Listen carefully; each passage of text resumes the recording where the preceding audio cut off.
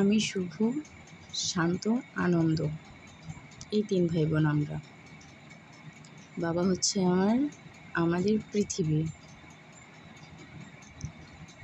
মা হচ্ছে সেই পৃথিবীটাকে আগলে রাখার ছাদ।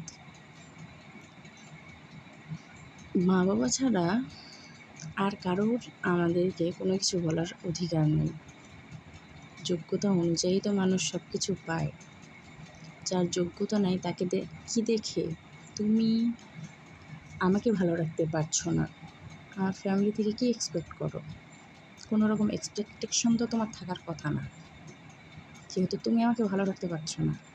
যখন তুমি আমাকে ভালো রাখতে পারবা, আমার ফ্যামিলি তোমাকে দুহাত ভরে দিবে, যা তুমি রাখতে পারো না, পারবাও না, কারণ তো তুমি আমাকে ভালোই রাখতে পারো না। চেষ্টা করো, যদি কখনো ভালো রাখতে পারো, দেখা যাবে। তোমাকে তো অনেক কিছু দিয়ে